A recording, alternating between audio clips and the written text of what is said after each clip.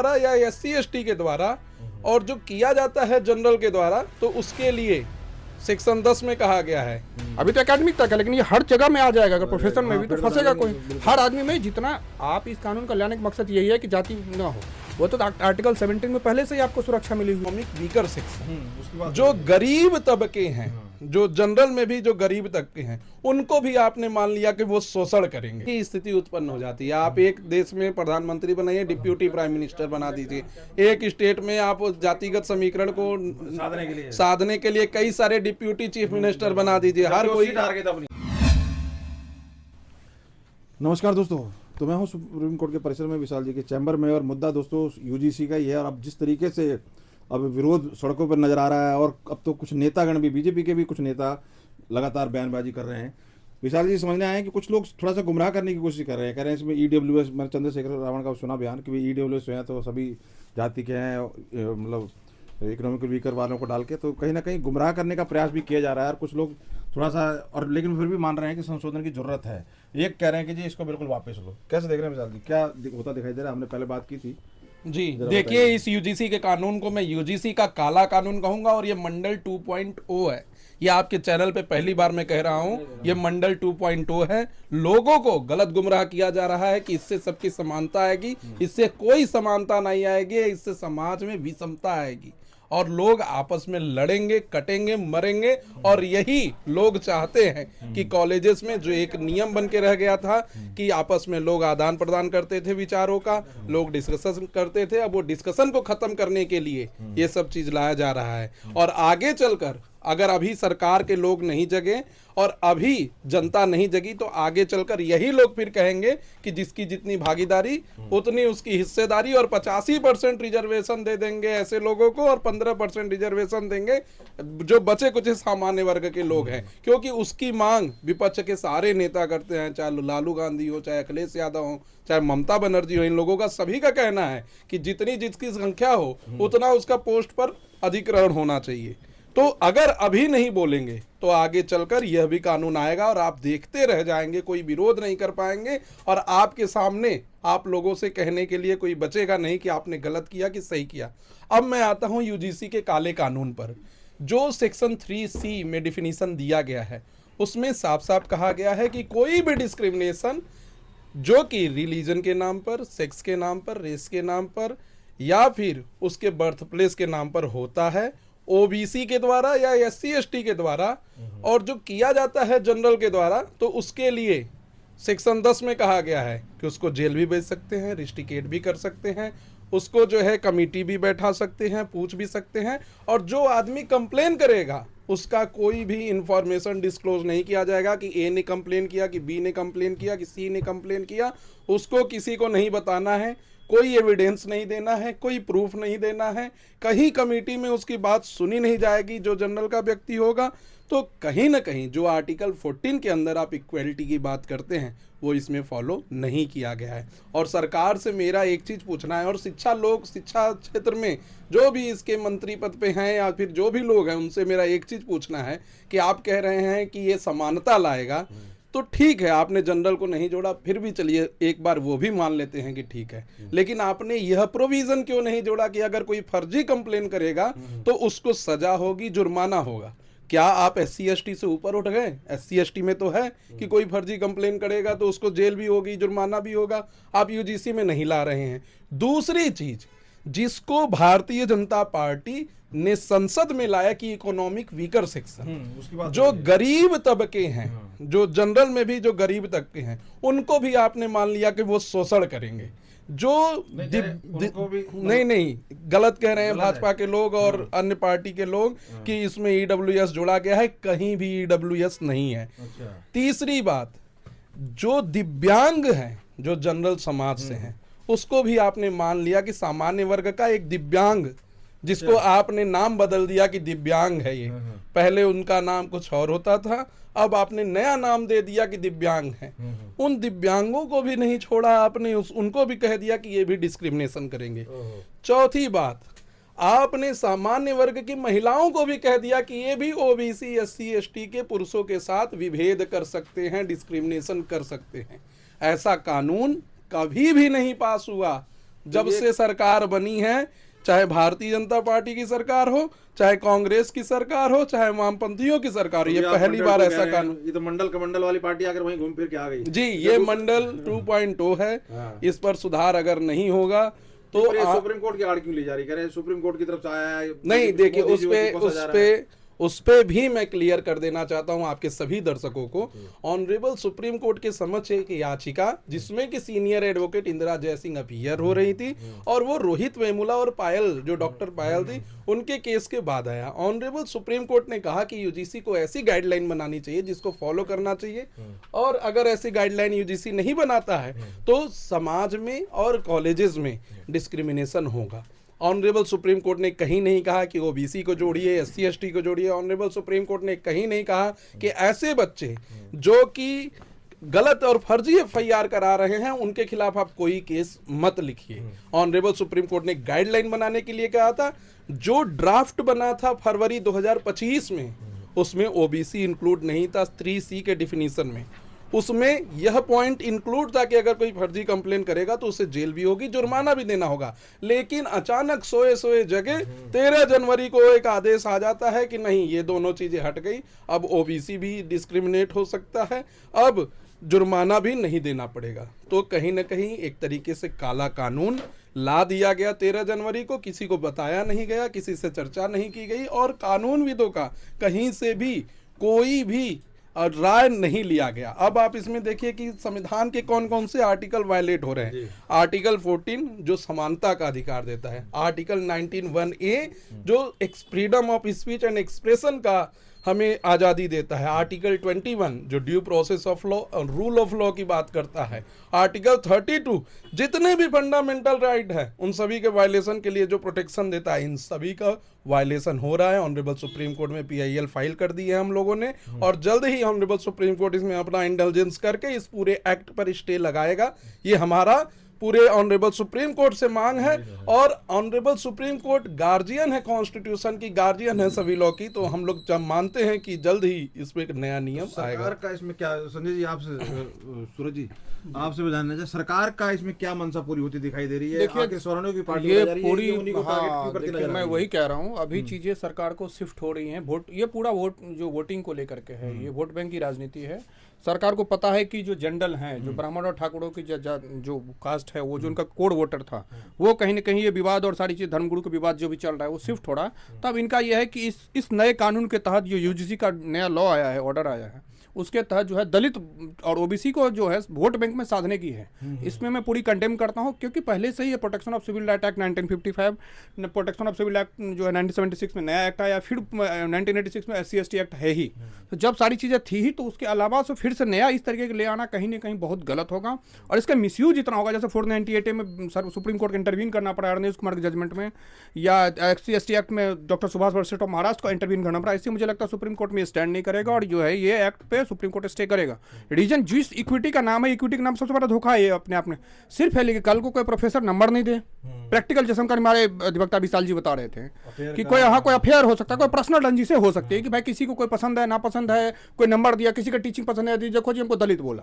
अब क्या है कि भाई आपको फेयर ट्रायल का मौका नहीं है, इसमें आपको जो है आपकी कार्रवाई हो जाएगी, आपको ड्यू प्रोसेस फॉलो नहीं किया जाएगा। 4 साल की डिग्री पता चला, और भारतीय कानून में तो कम से कम 5-7 साल तो लग ही जाता है इनोसेंट प्रूव होने में। तब तक बेचारे करियर, अब लास्ट में पता चले कि अगर वो बेकसूर है, तो आपने जो है मैलिशियस प्रोसिक्यूशन का कोई जुर्माने का प्रबंध नहीं रखा। तो मुझे लगता है कि कहीं ना कहीं ये पूरी तरह से वोट बैंक राजनीति है। और सारे, मैं आपके चैनल से माध्यम से जितने भी जनरल सवर्ण के जितने लोग हैं, सबको कहूंगा कि आप इसको विरोध करिए, अपोज करिए, शांतिपूर्ण धरना दीजिए। मैं किसी तरीके का हिंसा की बात नहीं करूंगा, शांतिपूर्ण धरना दीजिए हर ऑफिस में।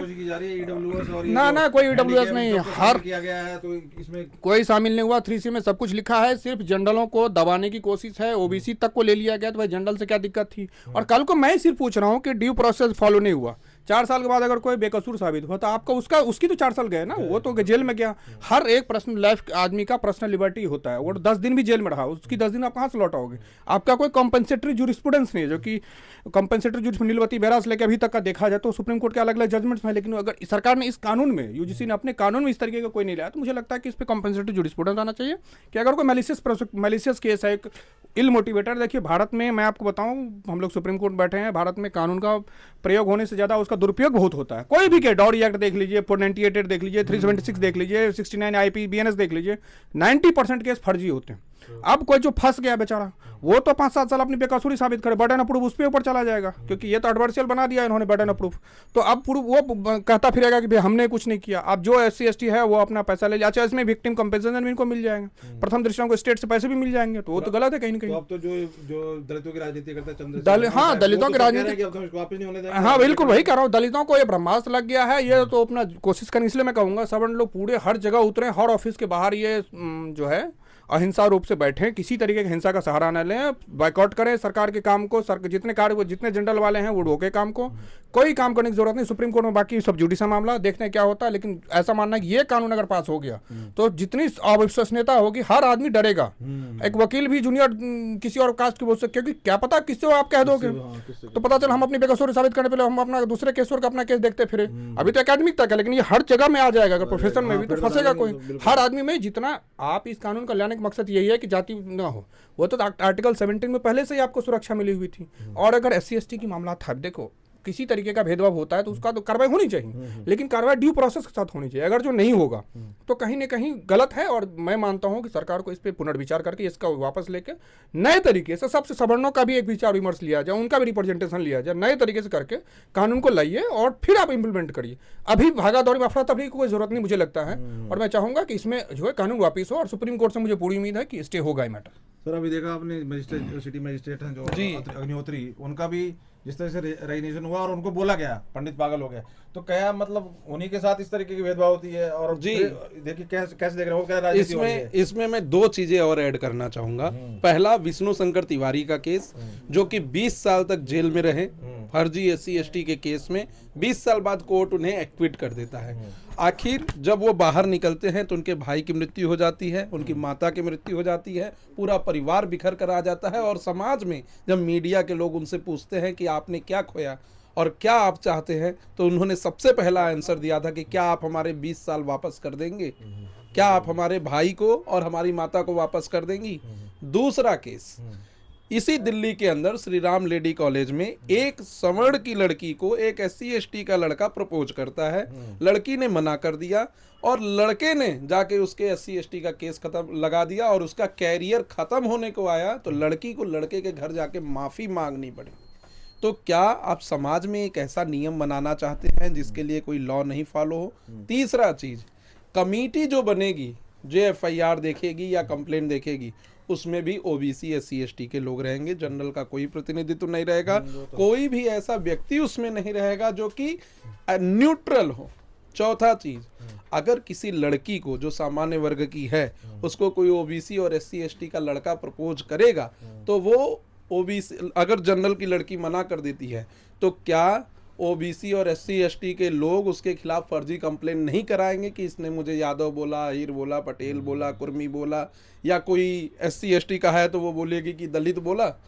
तो कहीं ना कहीं इन सब चीजों के लिए एक ऐसा मैकेनिज्म होना चाहिए कि अगर फर्जी कंप्लेन हो तो उसके लिए उसको जुर्माना हो, अगर सही कंप्लेन हो तो चाहे वो कोई भी हो, irrespective of caste, irrespective of gender, किसी भी कास्ट का हो, ठाकुर हो, ब्राह्मण हो, बनिया हो, यादव हो, दलित हो, मुसहर हो, कोई भी हो, उसके खिलाफ डिस्क्रिमिनेशन अगर हो रहा है तो वो कमेटी के पास अप्रोच कर सके।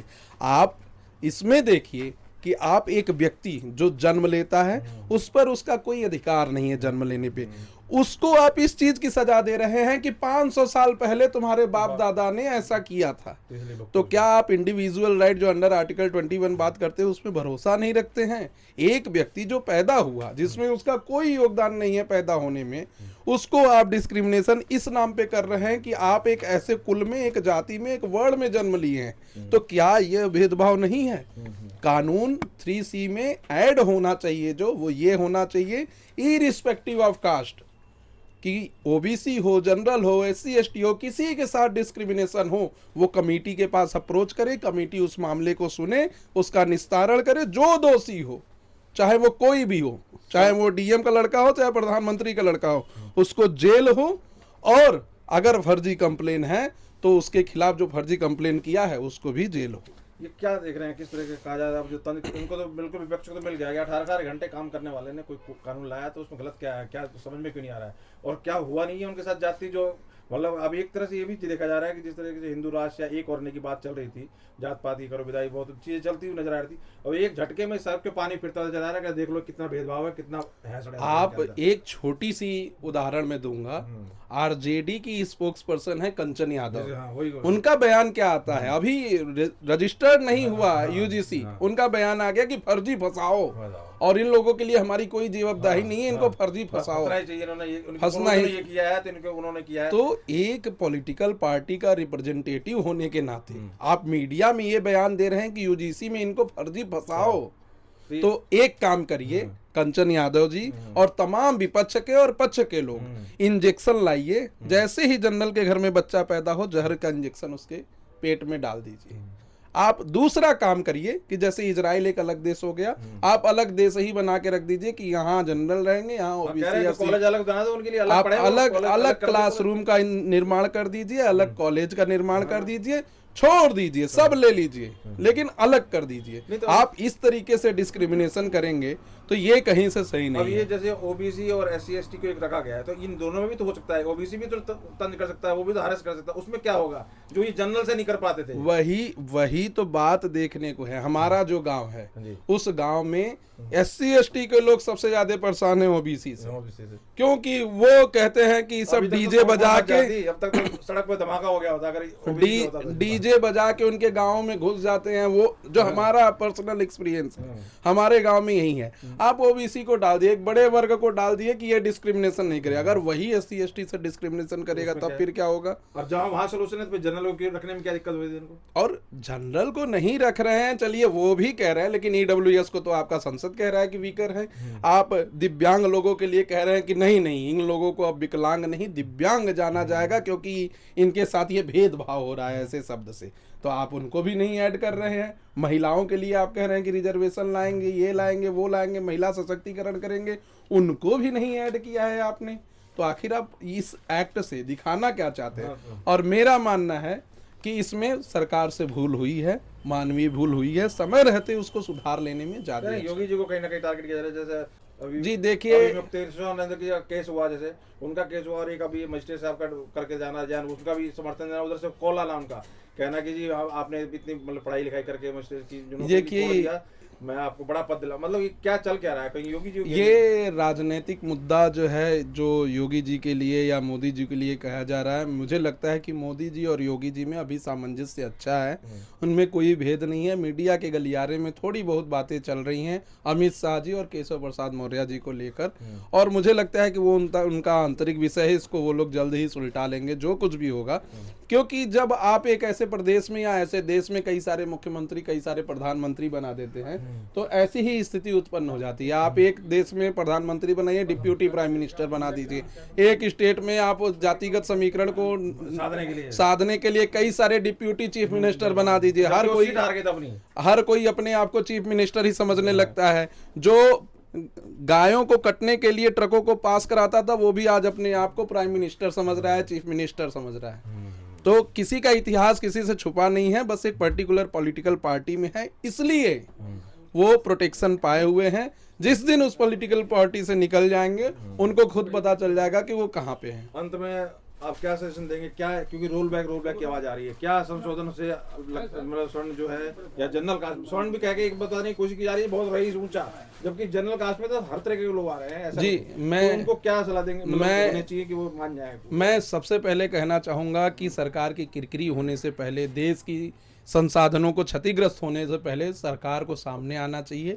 इसमें सुधार की जरूरत है, सुधार करना चाहिए। दूसरी बात कहना चाहूँगा कि जो ओबीसी और एससी एसटी वर्ग के लोग भी हैं, उनको भी इस पूरे आंदोलन में सामने आना चाहिए, क्योंकि ये डिस्क्रिमिनेशन बस एक के खिलाफ नहीं है। जब आप कॉलेजेस में किसी जनरल के बच्चे को दोस्त नहीं बना पाएंगे, जब आप कॉलेजेस में बातचीत नहीं कर पाएंगे, कोई आपसे मिलेगा नहीं, बातचीत नहीं करेगा, वो भी एक प्रकार का डिस्क्रिमिनेशन है। और तीसरी बात, जो सवर्ण समाज के या सामान्य समाज के लोग हैं, उनसे मैं कहना चाहता हूं कि आप जो कोई भी प्रोटेस्ट करिए, एक चीज ध्यान में रख के करिए कि ये देश आपका है, इस देश में अगर कुछ भी तोड़फोड़ करेंगे तो आप अपने टैक्स के पैसों का नुकसान करेंगे।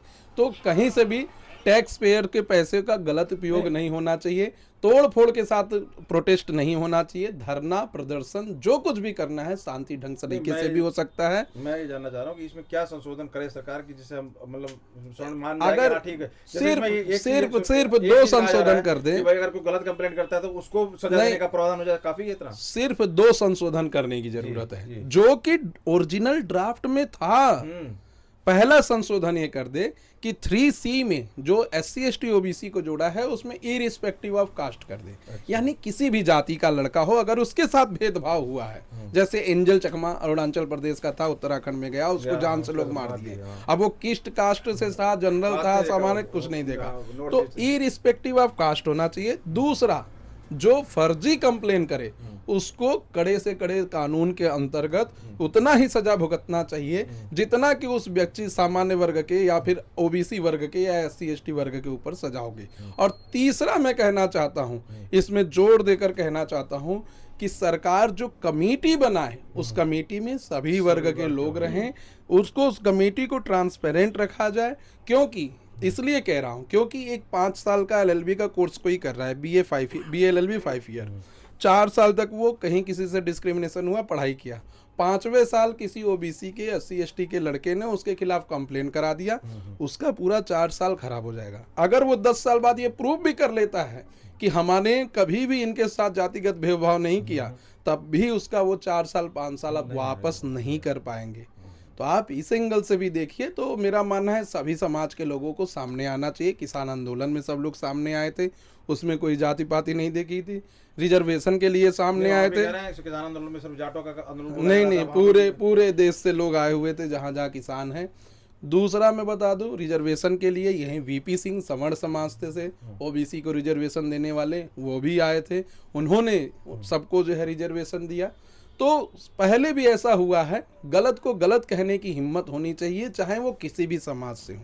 और जो गलत दिख रहा है, आर्टिकल 14 समानता का अधिकार, equal protection of law, article 21 due process of law, rule of law, natural justice of law, sub article 21 से इवॉल्व होता है। तो अगर वो नहीं फॉलो हो रहा है और आप पढ़े लिखे हैं फिर भी इस बात पे कह रहे हैं, अड़े हैं कि नहीं ये सही है, तो ये दुर्भाग्य है आपकी शिक्षा का, और ऐसी शिक्षा आपको जीवन में कभी काम आने वाली नहीं है। नेताओं को निशिकांत दुबे मतलब कोई भी ब्राह्मण ऐसे लोगों को आगे करके जस्टिफाई समझाने की प्रयास कोई जस्टिफाई इसे नहीं कर सकता। ऑनरेबल सुप्रीम कोर्ट इस पर रोक लगाएगी।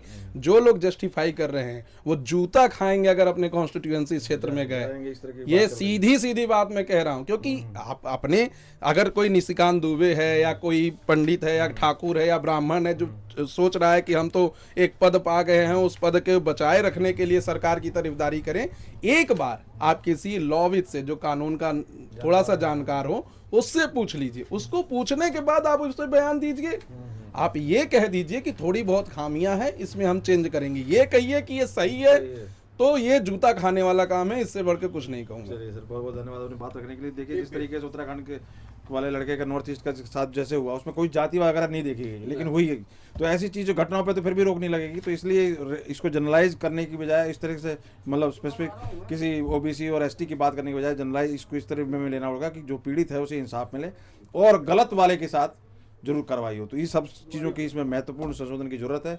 विशाल जी ने और सूरज जी ने सारी चीज़ें सिलसिलेवार रखी है। बाकी आप क्या राय रखते हैं? प्रोटेस्ट लगातार बढ़ता जा रहा है। अब तो काफ़ी जो सेलिब्रिटी टाइप लोग भी हैं, कुमार विश्वास और भी कई लोग हैं, सब लोग समझ गए हैं इस खेल को। अब सबको आप ना समझे नहीं तो फिर इनकी समझदारी पे शक होगा। बहुत बहुत धन्यवाद सर, बात रखें।